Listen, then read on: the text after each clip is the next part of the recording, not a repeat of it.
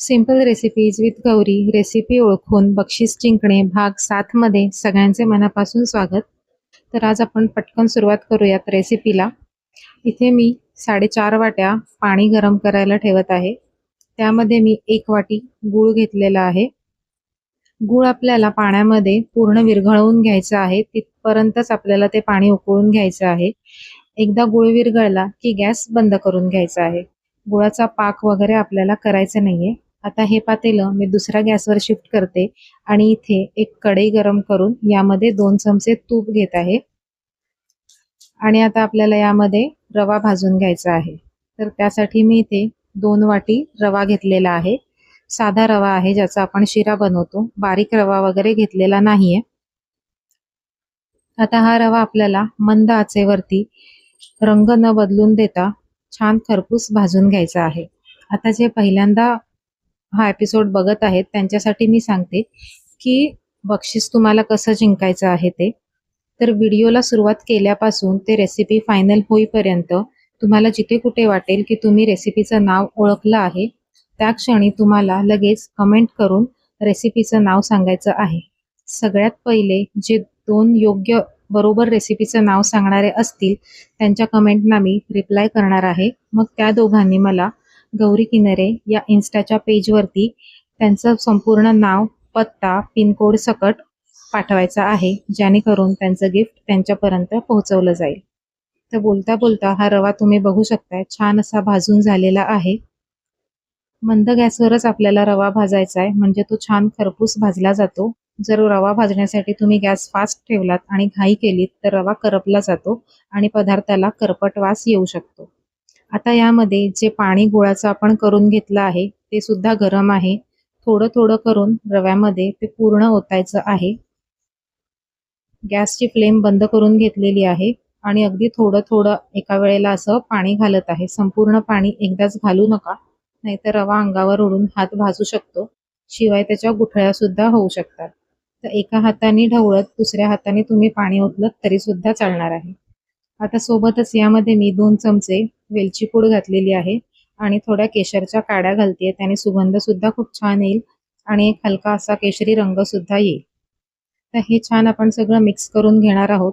सुरुवातीला हे पाणी जरी जास्त वाटत असलं तरी सुद्धा 2 वाटी रव्यासाठी 4.5 वाट्या पाणी हे अगदी योग्य प्रमाण आहे. खरं तर 4 वाट्या पाणी पुरेसं आहे, पण आपल्याला हा शिरा जो आपण बनवतोय तो मऊसूद करून घ्यायचा आहे.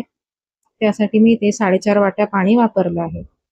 2 ते 3 मिनिटं वाफ ठेवून तुम्ही बघू शकताय रव्याने छान पाणी शोषून घेतलेलं आहे आणि मऊसूद असा हा आपला इथे शिरा तयार झालेला आहे. आता ह्याहून जास्त आपल्याला याला परतायचं नाहीये. जसा आपल्याला हवे होता तसा मऊसूद हा शिरा तयार झालेला आहे. याचा रंग सुद्धा तुम्ही बघू शकाल. केशर टाकल्यामुळे छान असा थोडा हलका केशरी कलर असा आलेला आहे. आता ह्याला एका डिशमध्ये काढून पूर्णपणे थंड करून घेणार आहे. तर एक अर्धा तास बघा मी असं साईडला ठेवला होता. पूर्ण वाफ निघून गेलेली आहे आणि हा शिरा छान थंड झालेला आहे. आता हवे तर याला तुम्ही मळून घेऊ शकता. खरं तर मळूनच घेतात, पण हा अगदी व्यवस्थित मऊ झालेला आहे त्यामुळे मी याला वेगळा मळत नाहीये. डायरेक्टच याचे गोळे करायला मी घेतलेले आहेत. तुम्ही याला छान मळून घेतलं तरी सुद्धा चालणार आहे. तर याचा एक गोळा मी असा करून घेतलेला आहे.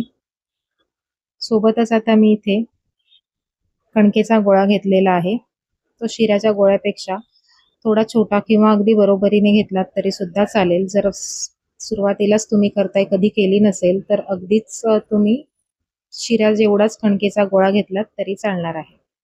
आता याच्या मधोमध याची पारी करून घेतली आहे मी कणकेची आणि त्यामध्ये आपल्या शिऱ्याचा हा गोळा ठेवला आहे आणि याचा छान उंडा बनवून घ्यायचा आहे. वरतून तोंड आपल्याला बंद करून घ्यायचं आहे. जसं पुरणपोळीसाठी आपण उंडा तयार करतो सेम तशीच प्रोसेस आपल्याला करायची आहे. आता व्यवस्थित शिरा यामध्ये भरला गेल्यावरती ह्याचं तोंड आपल्याला वरतून बंद करून घ्यायचं आहे. जसं आपण मोदक वळताना करतो तसंच. एक्स्ट्राचं पीठ तुम्ही बाजूला काढलं वेगळं तरी चालणार आहे किंवा तिथेच दुमडून घेतलं तरी सुद्धा चालणार आहे. आता हा गोळा हातावर एकसारखा करून थोडासा असा त्याला प्रेस करायचा आहे, चपटा करून घ्यायचा आहे आणि पीठ लावून सगळीकडे जसं आपण पुरण पसरवून घेतो पुरणपोळीमध्ये तसंच हा शिरा सुद्धा यामध्ये छान पसरवून घ्यायचा आहे. आणि सेम जशी आपण पुरणपोळी अगदी हलक्या हाताने लाटतो तशीच आपल्याला ही पोळी सुद्धा अगदी हलक्या हाताने लाटून घ्यायची आहे. खूप जास्त जाड किंवा खूप जास्त पातळ करायची नाहीये. अगदीच तुम्ही पहिल्यांदा करत असाल तर छोटी पोळी बनवलीत तरी सुद्धा चालेल. तर इथे ही पोळी मी काठाने लाटून घेतलेली आहे आणि याची जाडी इतपत ठेवली आहे. तवा गरम करून घेतला आहे, त्यावरती ही पोळी घातलेली आहे. खालून थोडेसे बुडबुडे आले की वरच्या साईडून आपल्याला तूप लावून घ्यायचं आहे पोळीला आणि दुसऱ्या बाजूने भाजायला पोळी पलटी करून घ्यायची आहे. आता व्यवस्थित जर शिरा पोळीमध्ये पसरला असेल तर ही पोळी लगेच छान फुगली जाते. काही वेळेला लाटताना जास्त दाब पडल्यामुळे शिरा बाहेर येतो आणि मग पोळी फुगत नाही. तरी काही हरकत नाही, पोळ्या अगदी छान लुसलुशीतच होतात. तर तुम्ही बघू शकाल इथे छान पोळी अशी फुगलेली आहे. अशीच आपण दोन्ही साईडून हिला छान खरपूस भाजून घेणार आहोत. साईडनी काठ जे असतात पोळीचे ते आपल्याला दाबून दाबून छान भाजून घ्यायचे आहेत, नाहीतर मग ते कच्चट असे राहतात. तर दुसऱ्या साईडून सुद्धा एकदा पलटी करून खरपूस अशी ही पोळी मी भाजून घेणार आहे. तर तुम्ही बघू शकताय पोळी किती छान फुलली गेलेली आहे ती. अशाच प्रकारे बाकीच्या पोळ्या सुद्धा करून घेते.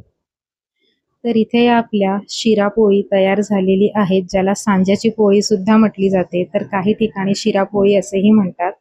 नक्की बनवून बघा, खूप सोप्या आहेत. नेहमी नेहमी गोड पदार्थ नैवेद्यासाठी काय बनवायचा, तर हा एक चांगला ऑप्शन आहे. अगदी संध्याकाळपर्यंत काय दुसऱ्या दिवशीपर्यंत सुद्धा छान मऊसूद राहतात. तर आजची ही रेसिपी तुम्हाला कशी वाटली हे कमेंट करून मला नक्की कळवा. तुम्हाला एक पोळी मी इथे अशी दाबून सुद्धा दाखवते की तुम्हाला कळेल की छान अशी सॉफ्ट तयार होते ही. आता याचे मी 2 भाग करते आणि आतमध्ये सारण कसं पसरलं गेलंय ते सुद्धा आपण चेक करूया. तर बघा, याला पदर सुद्धा किती छान सुटलेला आहे ते. तुम्ही बघू शकाल किती छान आतमधून पोकळ सारण अगदी सगळीकडे पसरलं गेलेलं आहे. मी हा वरचा जो पोळीचा पदर आहे तो पूर्ण काढून दाखवते. अगदी चपातीच्या या टोकापर्यंत सगळीकडे शिरा पसरलेला आहे. तर नक्की ही ट्राय करून बघा. रेसिपी कशी वाटली हे कमेंट करून नक्की कळवा.